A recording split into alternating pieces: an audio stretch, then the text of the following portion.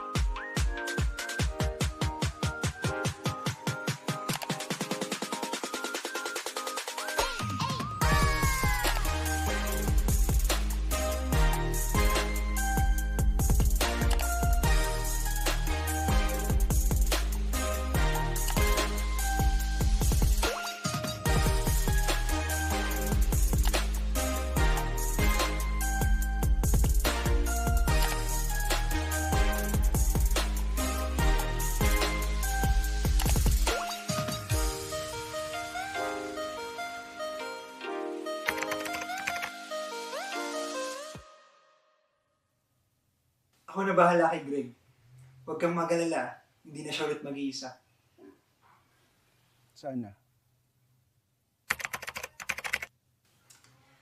Axel, may mga tao kasi na kinakaibigan lang. Kung umpisa pa lang sana, alam mo na hanggang kaibigan ka lang, di sana hindi ka nasasaktan ngayon. At hindi sana nasira friendship nyo. At may mga tao rin kasi manloloko talaga. Kung umpisa pa lang, hindi mo na niloko si Greg, di sana hindi siya nahirapan ng ganito. Anong ibig mong sabihin, Axel? Wala. Alam na natin pareho na ako yung mahal ni Greg. Kaya simula ngayon, huwag mo nang ipagpilitan yung sarili mo sa kanya. Kasi kahit kailan, hindi kanya mamahalin tulad ng kung paano niya ako mahalin. Alam ko. Kaya nga naisip ko rin na ang malas ni Greg dahil nagmahal siya ng isang tao hindi marunong magmahal. Ha? Hindi marunong magmahal? Oo. Yung tipong hindi makontento sa isa. Yung maraming tinatago. Huwag na tayong maggaguhan dito, Patrick. Kung yung mga kaibigan yung manloko mo dyan sa mga pakunwaring kabutihan at kasipagan mo, pues, hindi ako. Anong pinagsabi mo, Axel? Wala kang maalala? Hindi ko alam sinasabi mo. Birthday ni Greg. Magkakasama tayong tatlo. Lasing na lasing ka pa nga, di ba? Kinausap mo ako dahil ang sabi mo ako yung best friend ni Greg at maintindihan kita. Hindi mo pa rin naalala?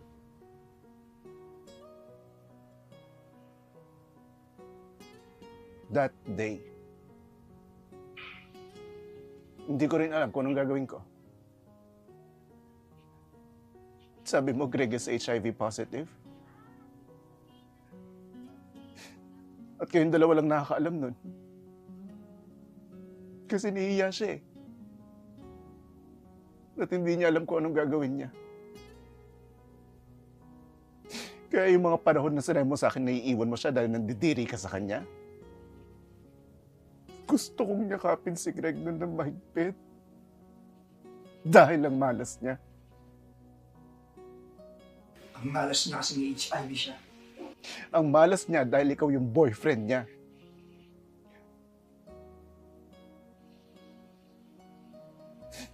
Patrick, alam mo kung gaano ka mahal ni Greg.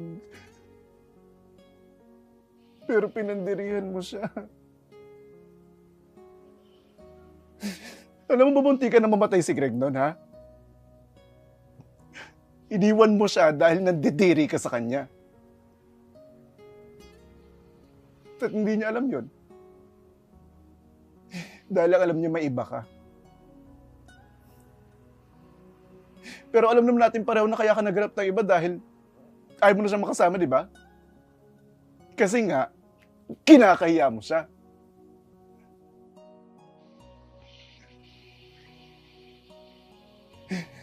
Hanggang ngayon, hindi alam ni Greg na alam ko. Tinatago ko yun sa kanya kasi ayaw kong maramdaman niya na kinakaawaan ko siya. Patrick, mahal ko si Greg.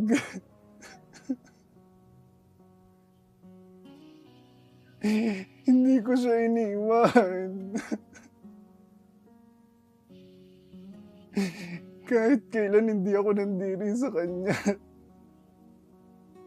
Kahit kailan, hindi ko inisip na iba siya.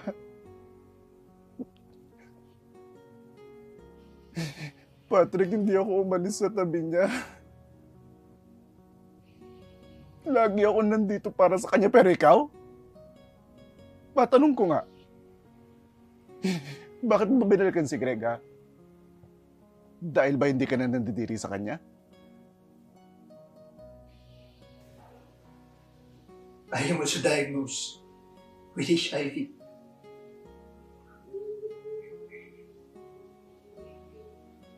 So kung hindi ka HIV positive, hindi mo siya babalikan? Siyempre hindi. Putang ina ka! Patrick, hindi mat problem si Greg na kapag hindi mo makuha yung sagot, magta-trial and error ka. Gago ka. Gago ka.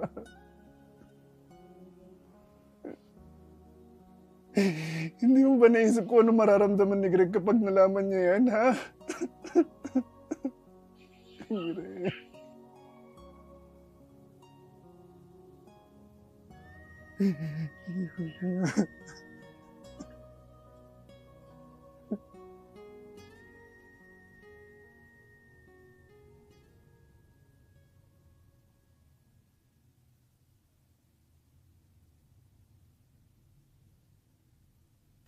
Hi guys, I'm Greg Blanco.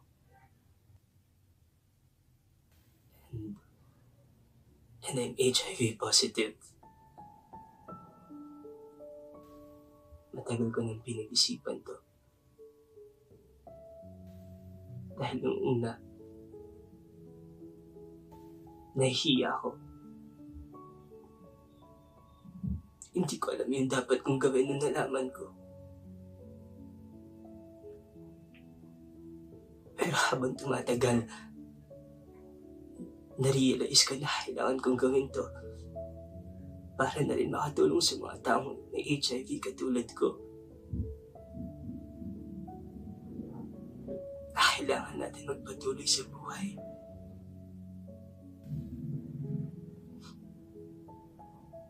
Hindi naging madali yung journey ko. Sobrang hirap. Nung una, hindi ko talaga matanggap.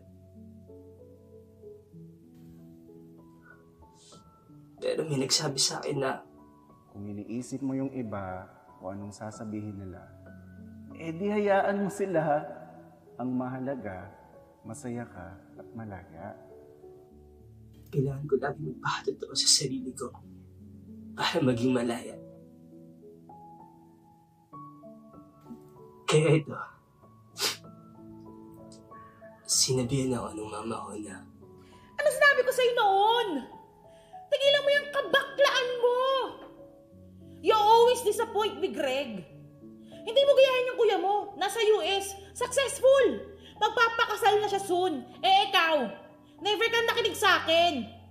Walang magmamahal sa'yo dahil bakla ka. At ngayon, may HIV ka. Sa tingin mo, may magmamahal pa sa'yo lalo? Wala. Greg, wala. Kung sana noon nakinig ka na sa akin. Hindi ka abot sa ganito. Ngayon, ano kayong patunayan? Wala! Wala! Pwes, lumayas ka sa pamamahay ko, ha? I don't need you. We don't need you in our family. Have your own and deal with your own life. Akala ko maintindihan na ako ni Mama kasi anak niya ako. Hindi pala. Ang sakit at ang hirap lang. After nun, tinanggal na din ako sa work. Working student kasi ako. Kasi kailangan tulungan yung sarili ko. Sa yung family ko, never nilang natanggap na ganito ako.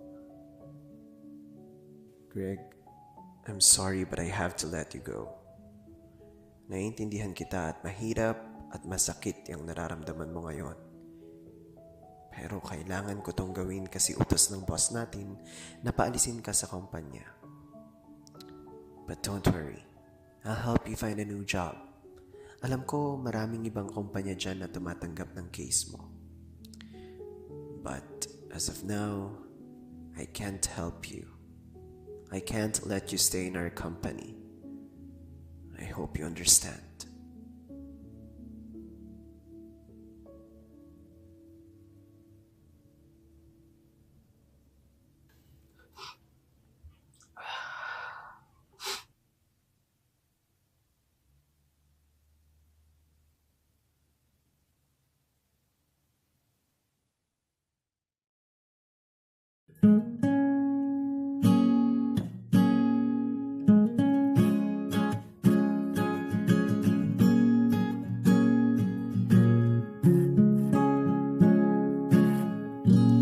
Every time when I look at you, I always realize that I'm so blessed because I have you. I don't care what they gonna say. All I know is I love you, baby, till death do us part.